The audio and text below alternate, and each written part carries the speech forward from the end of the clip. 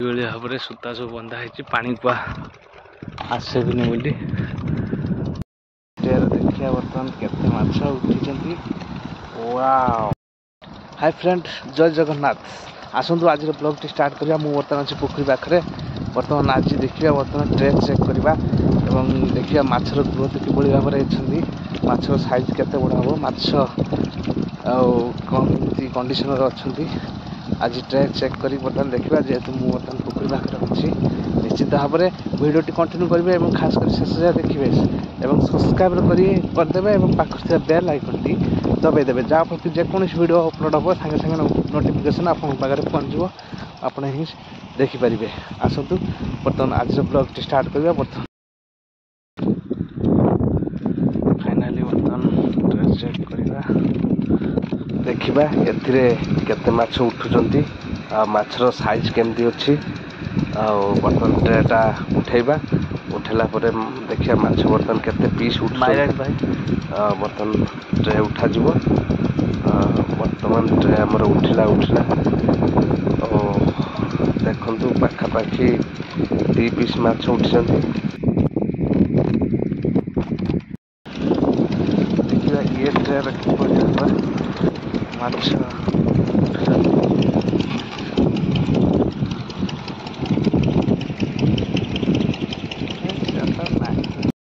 ଦେଖିବା ବର୍ତ୍ତମାନ କେତେ ମାଛ ଉଠିଛନ୍ତି।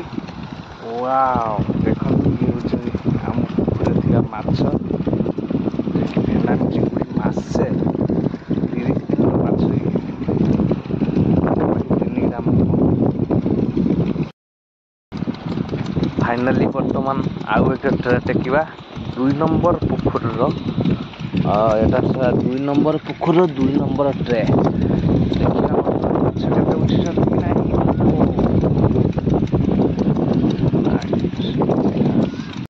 ବର୍ତ୍ତମାନ ଦେଖିବା ଆଉ ଏକ ଟ୍ରେ 3 ନମ୍ବର ପୋଖରୀର 2 ନମ୍ବର ଟ୍ରେ। ଇଏ ହେଉଛି 3 ନମ୍ବର ପୋଖରୀର 2 ନମ୍ବର ଟ୍ରେ। ଦେଖିବା ମାଛ କେତେ ଉଠୁଛନ୍ତି ନାହିଁ। ୟେସ୍,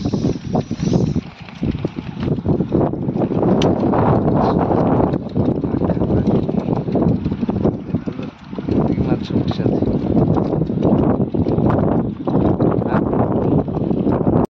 କିଛି ଟ୍ରେ ମଧ୍ୟ ଚେକ୍ କଲି, ଆପଣମାନେ ମଧ୍ୟ ଦେଖିଲେ। ଆଉ କିଛି ଫିଡ୍ ଖାଇଛନ୍ତି ଏବଂ ପାଖାପାଖି ମୁଁ 5ଟା ଟ୍ରେ ମଧ୍ୟ ଟେକିଲି। 4ଟାରେ ହିଁ ଫିଡ୍ ଖାଇ ଦେଇଛନ୍ତି ଆଉ ଗୋଟେ ଟ୍ରେରେ ହିଁ ଫିଡ୍ କିଛି ଥିଲା। ଆଉ ସେଇ ଅନୁସାରେ ବର୍ତ୍ତମାନ ଆମର ଫିଡ୍ ବଢ଼ିବ ଆଉ ଯେଉଁଟା ନ ଖାଇଛନ୍ତି ସେଇଟା ମଧ୍ୟ କମିବ। ପୋଖରୀର ଦୃଶ୍ୟ ଦେଖନ୍ତୁ ଆଉ ନିଶ୍ଚିତ ଭାବରେ ଭିଡ଼ିଓଟି କଣ୍ଟିନ୍ୟୁ କରିବେ, ଶେଷ ଯାଏଁ ଦେଖିବେ ଏବଂ ଖାସ୍ କରି ସବସ୍କ୍ରାଇବ୍ କରିବେ, ଆମକୁ ସପୋର୍ଟ କରିବେ ଆଉ ସପୋର୍ଟ ନିଶ୍ଚୟ କରିବେ, ଜମାରୁ ଭୁଲିବେନି। ଦେଖନ୍ତୁ ଏଠି ଆମର ବି ମଧ୍ୟ ବ୍ୟାରିଏଟର୍ ବସିଛି। ବ୍ୟାରିଏଟର୍ଟା କିଭଳି ଭାବରେ ବସିଛି ଦେଖନ୍ତୁ। ଆଉ ଏଇଟା ହେଉଛି ଟୁଲୁ ମଟର ବି ହେଇପାରିବ, ଏଇଟା ମଧ୍ୟ ଆମର ହେଇପାରିବ ବ୍ୟାରିଏଲରେ ଆମର ହେଇଛି କିଭଳି ଭାବରେ ଦେଖନ୍ତୁ ସେଟିଂଟା ହେଇଛି। ଦେଖନ୍ତୁ ମୁଁ ବର୍ତ୍ତମାନ ଅଛି ପୋଖରୀ ଭିତରେ, ଯେଉଁଠି ଫିଡ୍ ପକାଇବା ପାଇଁ ବର୍ତ୍ତମାନ ମୁଁ ଆସି ପହଞ୍ଚି ଯାଇଛି।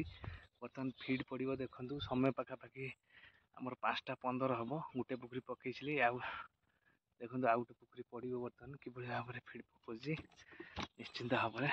ଫାଇନାଲି ବର୍ତ୍ତମାନ ଫିଡ୍ ପକା ସରିଯାଇଛି ଆଉ ବର୍ତ୍ତମାନ ଟ୍ରେ ଫିଡ୍ ପଡ଼ିବ। ଟ୍ରେ କିଭଳି ପକାଇବା ଚାଲନ୍ତୁ ଦେଖିବା। ବର୍ତ୍ତମାନ ଦେଖନ୍ତୁ ମୁଁ ବର୍ତ୍ତମାନ ଟ୍ରେ ଫିଡ୍ଟା କିଭଳି ଭାବରେ ପକାଉଛି। ଇଏ ହେଉଛି ଦେଖନ୍ତୁ ଟ୍ରେ, ୟା ଦେହରେ ମପା ହେଇକି ଫିଡ୍ ପଡ଼ିଛି ହେଲା କି। ଯେତେ କିଲୋ ଲେଖା ଖାଇବେ ସେଇ ହିସାବରେ ହିଁ ଫିଡ୍ ଦିଆଯାଉଛି। ଆଉ କିଭଳି ଭାବରେ ଦିଆଯାଉଛି ସେ ଦେଖନ୍ତୁ। ଏଇଟା ହେଉଛି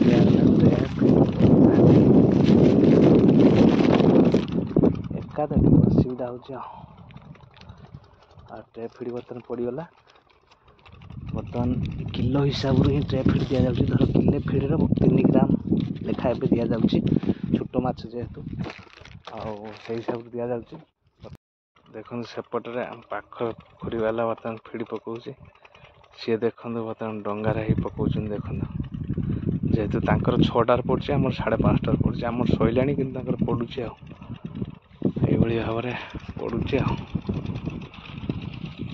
ये देखो सूता बंधा है आमर सब जो पानी कुआं ये भाव में सूता सब बंधा है पानी कुआ आसबनि बोली पानी कुआ आसवे गापकिना पड़े तेणुक सूता बंधा है बर्तमान फीड पका सरीगला बर्तमान जावा घर को निश्चिंत भाव में भिडियो कंटिन्यू करेंगे खास कर सब्सक्राइब करदे यही भाव में फीड पका ट्रे फीड पड़गला और 8टा 2.5 घंटा डिफरेन्स ही ट्रे देखा तो बर्तमान फीड पड़ा आम 5टारे 6टा 7टा और 7.5टा 7.5टारे ही ट्रे टेका पोखरी पाखे जी थे 7.5टारे से ही ट्रे टेकिए